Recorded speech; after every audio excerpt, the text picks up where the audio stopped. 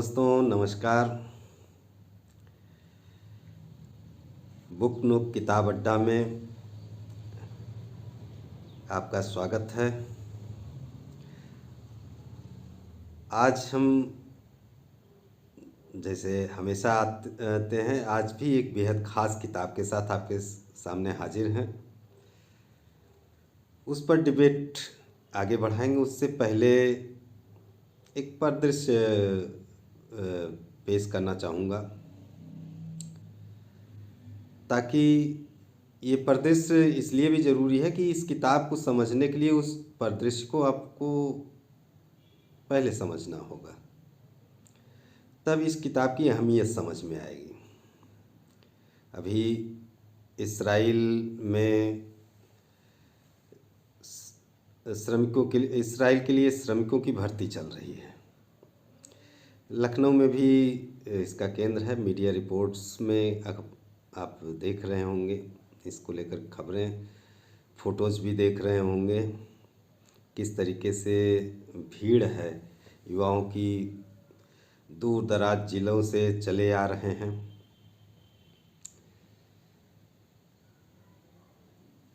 ऐसी खबरें भी आई, उनसे युवाओं से सवाल किए गए कि आखिर एक युद्धग्रस्त देश में वे क्यों जाना चाहते हैं। किसी का जवाब था कि हमें बहन की शादी करनी है, किसी को बूढ़े माँ बाप का इलाज कराना है कायदे से, किसी को उम्मीद है कि वहाँ जाएंगे तो कम से कम यहाँ गांव में हमारी एक अच्छी ज़िंदगी हो सकेगी, बेहतर ज़िंदगी हो सकेगी, हमारे बच्चे अच्छे से पढ़ सकेंगे। यहाँ में रोज़ाना 700-800 रुपये मिलते हैं। कुशलता के बावजूद भी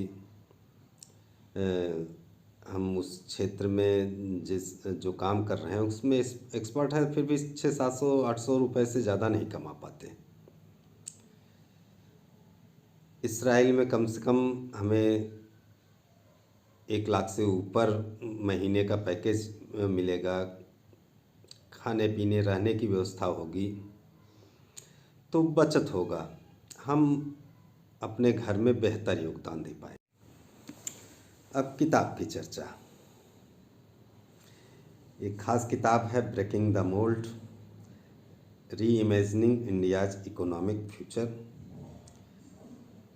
रघुराम जी राजन और रोहित लांबा की किताब है। पेंगुइन ने प्रकाशित की है, भी हाल ही में आई है।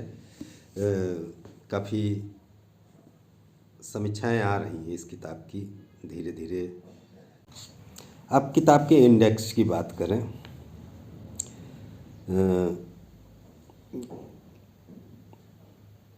पहला जो पार्ट है वो है डेवलपमेंट एन इंडियन वे। लोग चीन का उदाहरण देते हैं, चीन ने ये किया वो किया, ऐसे उसकी कंपनियों का उदाहरण देते हैं। पर चीन हमारे लिए मॉडल नहीं हो सकता। हमारे सामाजिक मूल्य उनसे अलग हैं।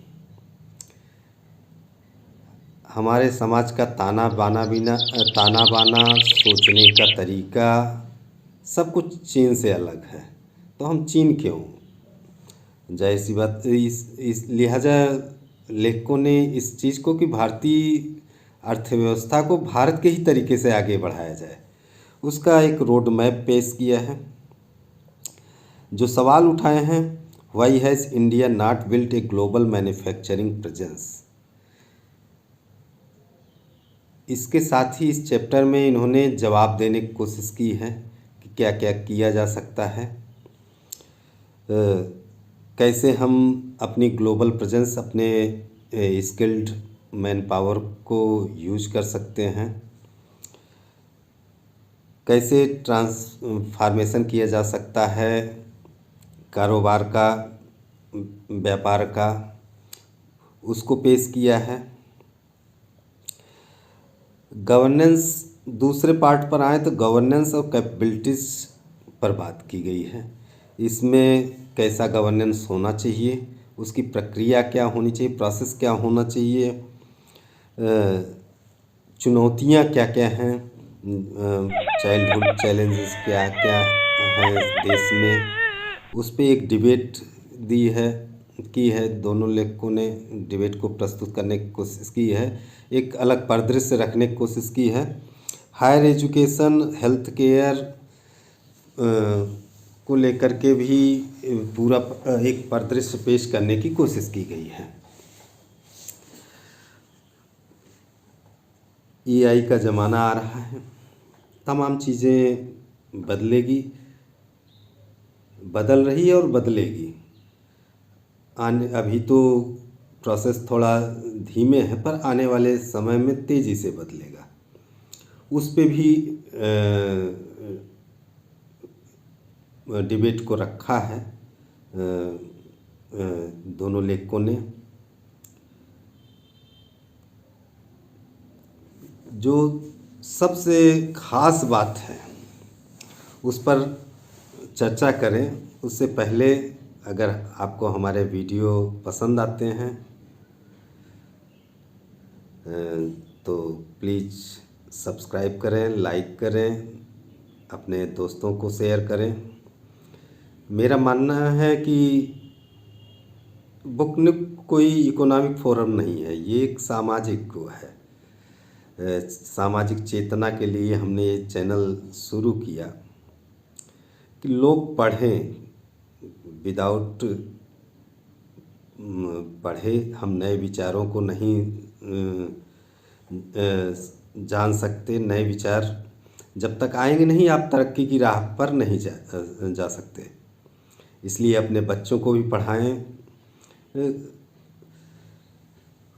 अब आते हैं क्रिएटिविटी की चर्चा छिड़ी, तो इस किताब में भी क्रिएटिविटी पर काफ़ी कुछ डिबेट है, मसाला है। इंडियन कंपनियों का उदाहरण दे करके कि कैसे वो आगे बढ़ी, कैसे उन्होंने इनोवेशन को जगह दी और उसका उनको फ़ायदा मिला। और तमाम ऐसी कंपनियों का मॉडल रघुराम जी ने, दोनों लेखकों ने पेश किया है इसमें, कि हम खोजते हैं बाहर के उदाहरण, पर हमारे पास खुद के उदाहरण हैं इतने।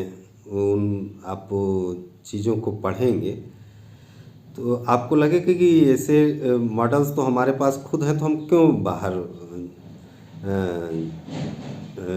झांके या बाहर जाएं, या खुद हम क्यों ना क्रिएटिव हों। क्रिएटिविटी को लेकर के एक डिबेट और खड़ा करने की कोशिश की गई है कि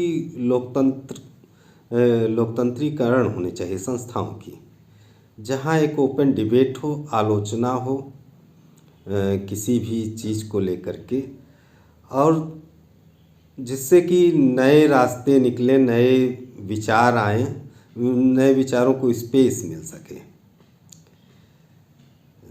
उम्मीद करता हूँ ये किताब आप पढ़ेंगे, आपको पसंद आएगी, आपके ज़िंदगी में भी बदलाव आएगा, आपके सोचने का नज़रिया बदलेगा। धन्यवाद।